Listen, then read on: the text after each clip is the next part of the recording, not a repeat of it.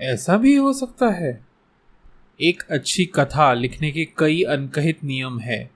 अनकहित इसीलिए क्योंकि कोई भले ही कथाकार ना हो, परंतु उन्हें सुनते ही पता चलेगा कि जो कथा उन्होंने सुनी वो अच्छी है या खराब।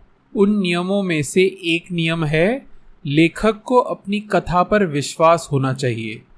उसे मानना चाहिए कि ये भी हो सकता है। आपकी कथा कितनी भी काल्पनिक हो, फिर भी ये हो सकता है, ये ध्यान में रखकर कथा लिखनी चाहिए। भले ही उस कथा में मनुष्य बिना हवाई जहाज के उड़ रहे हो या फिर अपनी आंखों से मात्र देखकर 1 मील दूर पेड़ को आग लगा रहे हो, ये भी हो सकता है। अब ये कैसे हो सकता है, ये लेखक को सोचकर या फिर तपस्या मतलब रिसर्च कर उत्तर ढूंढ निकालना चाहिए, ताकि जब कोई श्रोता प्रश्न पूछे तो वो उसका उत्तर दे सके। अगर उत्तर ना आता हो तो सर्वप्रथम इतना कहना है कि ये कथा एक काल्पनिक ब्रह्मांड में स्थित है। इसका क्या मतलब है? विज्ञान कहता है कि अगर हम हमारे ब्रह्मांड को एक बुलबुला समझे तो ऐसा हो सकता है कि अनेक बुलबुलों से भरा एक महासागर है, जिनमें से एक में हम हैं। इसे वो मल्टीवर्स कहते हैं। हर ब्रह्मांड के अलग नियम है। तो हो सकता है कि भले हमारे ब्रह्मांड में मनुष्य बिना पर के उड़ ना सके, परंतु कोई दूसरे ब्रह्मांड में यह संभव है। तो अगर लेखक नहीं बता सकता कि उसकी कथा में कोई घटना कैसे हुई, तो उसे सर्वप्रथम कहना चाहिए कि उसकी कथा काल्पनिक और दूसरी ब्रह्मांड में स्थित है। इतना सब बतलाने का तात्पर्य ये है कि हमें मानकर चलना चाहिए कि आदिपुरुष में जो दिखाया है वो भी एक दूसरे ब्रह्मांड की कथा है। कुछ हद तक आदिपुरुष को बनाने वाले इसे मानते भी हैं।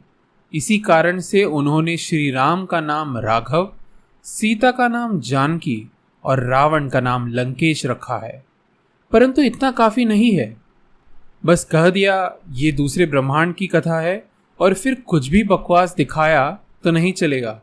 आपकी कथा दूसरे ब्रह्मांड में स्थित कैसे है, ये भी समझाना पड़ेगा।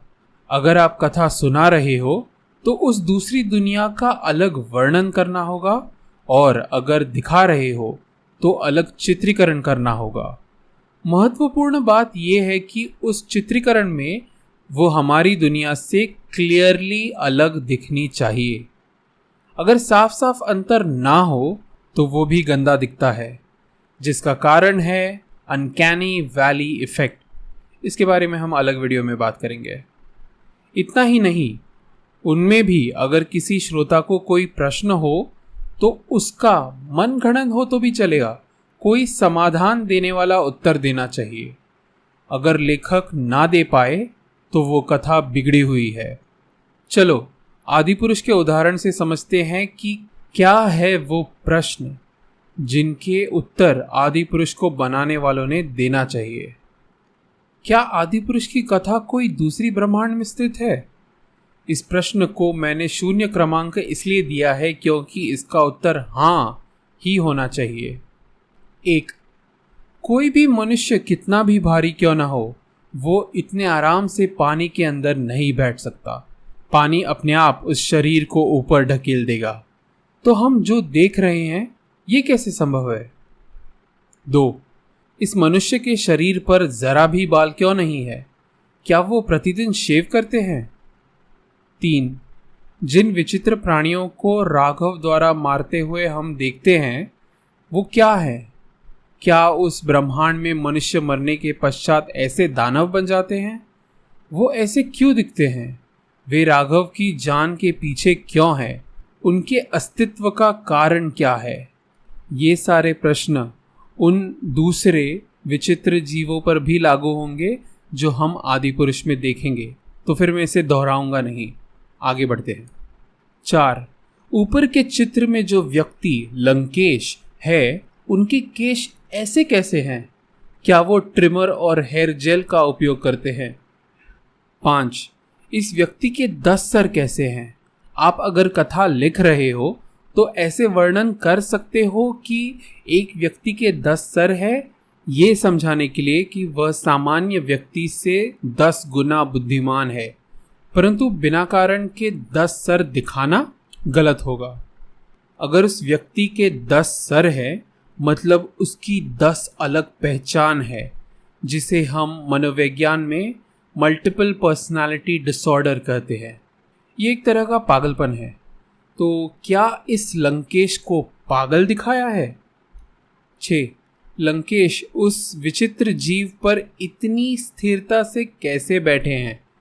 जिस तेजी से वह पक्षी अपने पर चला रहा है, बैठे हुए लंकेश का ऊपर नीचे हिलना स्वाभाविक है, और मुझे नहीं लगता कि वो पक्षी इतना बड़ा है कि वो लंकेश को अपने पीठ पर लेकर उड़ सके।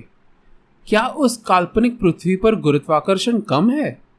इस तरह के पक्षी का सही चित्रीकरण है जो आप दूसरे चित्र में देख सकते हैं, जो गेम ऑफ थ्रोन से है।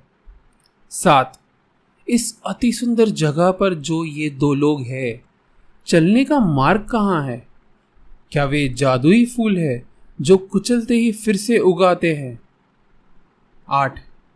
ऐसे व्यतीत हो रहा है कि लंकेश और लंका हमारी 21वीं सदी जितनी विकसित है। क्या ये दिखाने का प्रयत्न किया है कि राघव पिछड़ी सभ्यता से आए हैं, तो राघव हमारा भूतकाल है और लंकेश हमारा भविष्य, और ये टाइम ट्रैवल वाला पिक्चर है? 9.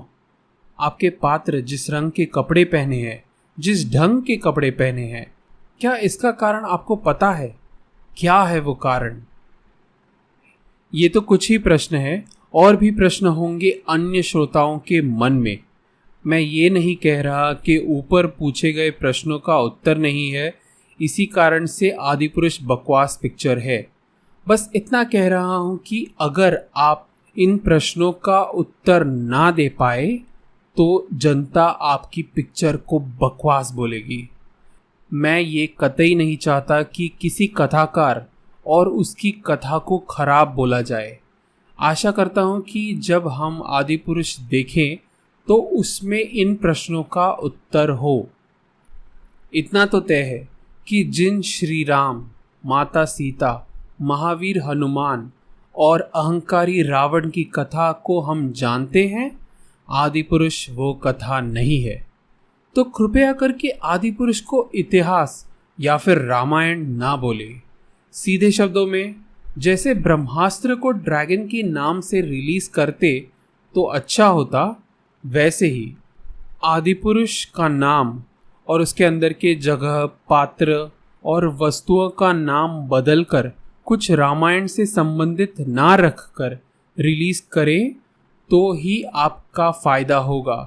क्योंकि जिस तरह का आदिपुरुष हमने टीजर में देखा है, उसको खराब बोलने का एक कारण है अनकैनी वैली इफेक्ट। धन्यवाद।